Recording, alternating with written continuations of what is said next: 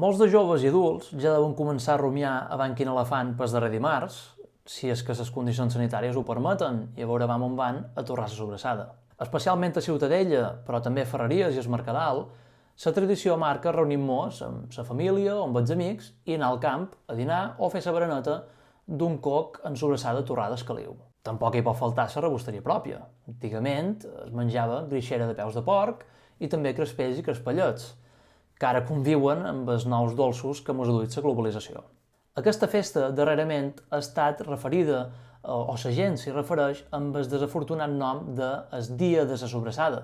I aquí ve la meva pregunta.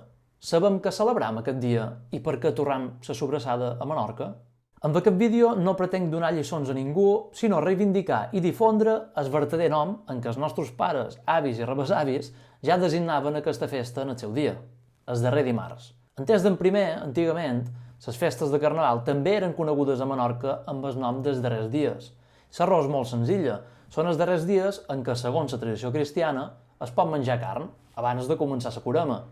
Concretament, el darrer dimarts és el darrer dia en què es menjava carn, ja que en sol demà, el dimecres de Cendra, comença la Curema, que durarà fins al fosquet del dijous sant. Per això li deim el darrer dimarts. Ara que ja sabem, idò, per què li deim el darrer dimarts, i no dia de la sobrassada, terme que hauríem de procurar esborrar del nostre vocabulari, per què menjant sobrassada aquest dia? Idò, perquè en sol demà, com que comença la Curema, comença el període en què els cristians feim el dijuni i no menjant carn els divendres de Curema, inclòs els dimecres de Cendra, ni feim accessos fora dels panxons necessaris, en record dels 40 dies que el bon Jesús va fer de dijuni en el desert.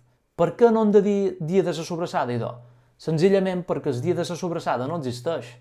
Existeix el Dia Internacional de la Cervesa, de gelat, de vainilla o de la pizza, però no existeix el dia de la sobrassada.